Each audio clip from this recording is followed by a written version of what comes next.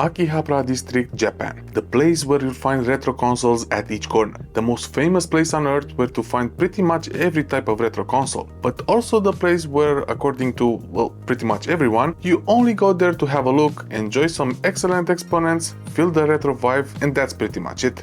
So here's the thing. Most will tell you that Akihabara is the place that you really need to go while visiting Tokyo and browse around, look for retro consoles, games and all that, but it's also the place where you shouldn't buy anything because it's the most expensive place in Japan where you actually buy these kind of things. Well, I've been visiting Japan for about 2 weeks and I do have some thoughts about Akihabara. And while you can definitely find a lot of expensive items out there, I think there are some really good stores where you can find some really good deals, and even compared to other cities like Osaka or Kyoto, you can definitely find better prices here in Akihabara. So in today's video, I want to show you a couple of game stores that I can definitely recommend checking out. The prices are really good from my point of view, and you can definitely find some interesting items. So if you are in Tokyo and you want to go to Akihabara, then you should definitely check these stores out. I do want to mention that the video about everything that I bought while I was in Japan will come right after this one, so make sure to subscribe so you don't miss out. So let's just start with the first store. And this is actually pretty well known, and you can definitely see this one in all the lists because it's one of the most famous ones. And I am talking about Hard Off. This is a really big chain in Japan, but not only. And there are quite a few of them in Akihabara as well. And I want to talk about 2 of them, which are really close together. Everything that I'm talking about, it's actually in one place, so walking distance for the full video. So the first Hard Off that I want to mention, it's this one right over here. And on Google Maps, it says that is the first store. I'm not completely sure if that's true or not, but this is definitely a really good shop. There are multiple levels, so make sure that you go through all of them. But when it comes to gaming, I think there were only 2 stores if I remember correctly, and if you walk around them, you'll definitely find plenty of games and also consoles. Me personally, I was more looking into consoles because I want to fill in my handheld collection and not only. So those were the first things that I checked whenever I walked into these kind of stores, but I definitely checked out a couple of games as well, and my collection grew quite a bit, so don't worry, we will mention those ones in the next video. In the first Hard Off, as you can see, we have a lot of handhelds. The price, I have to admit, in this one wasn't that great, but it was still nice to see all of them exposed in a case. And being the first store that I walked into in Akihabara, this was actually a really nice experience, and I tried to enjoy as much as possible. And as you can see, there are different consoles. You can find handhelds behind the glass, but you can also find bigger consoles like NES, SNES, and there was actually even a Virtual Boy at some point, which I'm really upset. Spoiler alert for the next video, this is an item that I really want to buy, but for some reason I didn't notice it, and I was checking the games and right behind me there it was, the Virtual Boy in a box, and someone saw it. The price was actually pretty good if you compare it to eBay. But what can I do? I missed that one and I'm still upset about it. But don't worry, I'm still getting a Virtual Boy at some point because I really want to have that one in my collection. And the next store, it's actually really close. When you walk outside the Hard Off, you'll have Surugaya, one of the stores in this chain, because we do have a couple of others here in today's video. This is a really small Surugaya, but you can definitely find a lot of junk items. And me personally, I was actually checking the junk items because I hope that I can get some really good deals with some small cosmetic flaws, and in the end I really did manage to do this. But this Surugaya store for me was mostly for these kind of items, so junk items. There were a lot of phones and I did try to look for an Xperia PlayStation phone, but I was out of luck. Maybe next time, but definitely check this one out. If you go outside and walk less than 3 minutes, I think you'll find another Hard Off. So all these stores are actually really close together. This was actually among my favorite one. If you're looking through some rare items, so different editions of Game Boys and DS's and all that, this store had quite a few of them. They had a lot of N64 different colors, the transparent ones, which I wanted to buy, but I didn't really think that the price was worth it. But again, this shop also had a junk section. It was actually in the basement, and right over there you can still find some pretty good items. And me personally, I really recommend you checking the junk section for all stores when you go to Japan, because most of them just have cosmetic flaws or some minor things, and you can definitely find some really good deals items if you are looking hard enough. Now, if you walk less than 5 minutes from this hard off, you'll find my favorite retro store here in Akihabara. This is called Friends. It's a strange name for a retro store, but this is a really small shop. It's right on the street. You need to go up one level, I believe, but be careful, there were two entrances. You need to go to the one on the left, as you can see here in this video. And when you go inside, as you can see, it's a really small mom and pop store, and the reviews, if you look on Google Maps, are not that great. I think it had 2.3 stars, and most of them are commenting related to the guy that is selling inside this store. But I really don't understand why. The guy was really friendly. He didn't know any English, I don't know any Japanese, but using my phone with Google Translate, it was more than enough to get a deal. What I do have to mention is that this store, but actually most of them, constantly change their items. So I even find different items at night, even though I looked in the same store in the morning. So make sure to check it multiple times. But this store had a lot of cool items. So you had Famicom, Super Famicom, even the TV game, which technically is the first Nintendo console that was made. It's actually even before the NES, and I'm so upset that I didn't get that one, because at the time I didn't know too much about it, and it was 5,000 yen, so it was really cheap, and I just noticed it when I was looking through the videos. But the most important aspect for me was this front case, where you can find a bunch of different Game & Watches. As you can see, you can have full box ones, no box, different items, different versions. So it was a really fun place to shop, and I actually bought some of it, and don't worry, you'll see it in the next video. The only downside that I have for this store is that they don't do tax-free shopping, because most of the shops in Japan, if you buy more than 5,500 yen and you have a passport, then you'll get maybe 10% off. So definitely ask about that.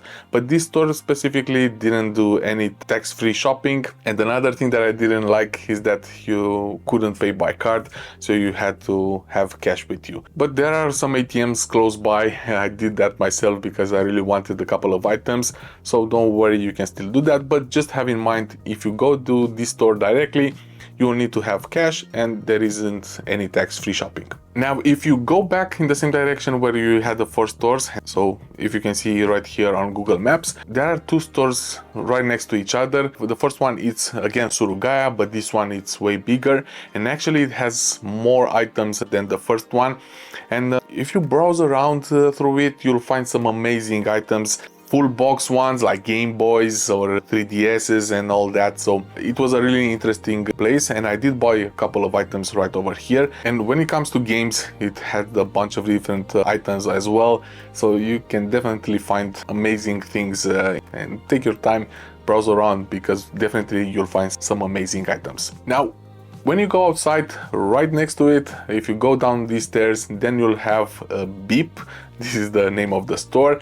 Unfortunately, I didn't do any video recording, because as you can see here on the door, they do allow photos, but no video recordings. Hopefully I still have a couple of images that I can add over here. But this was a smaller shop, but they also had some pretty cool items, some more rare ones, untested ones. Again, if you take your time, this store is actually pretty amazing. They also have handhelds, a lot of games, and this is also one of the stores where I bought a couple of items, so I can definitely recommend. Again, really close to this store, if you walk outside and you go to the boulevard, you'll have one of the more known shops from my point of view, because I could find this as a recommendation for a lot of people. This is called Retro Game Camp, and it is a pretty small shop, but you can definitely find some amazing things. I even found some OEM cases for Game Boys or Game Boy Pocket. So they do have some not necessarily rare items, but things that I couldn't really find elsewhere. For example, I was looking for some screwdrivers, the one that you use for the Game Boy cartridges, because here in Romania you definitely cannot find it, and I did want to buy one of these, and this is the place where I got it. And I was also looking for some battery covers for Game Boy and Game Boy Color, because I am missing some of those for my collection. They even have screens for Game Boys OEM, but also some glass ones.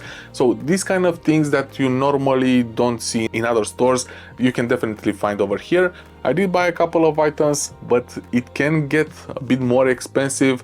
It's still cool to browse around because, as I said, you can find some items that you don't find anywhere else. A bonus shop that I really want to talk about is Super Potato. This is again a big chain here in Japan. Boy, this store has pretty much everything that you're looking for. I found some really rare items, for example, another Virtual Boy, and actually this is the second one that I've seen apart from the one in the first hard off, but the price was crazy high.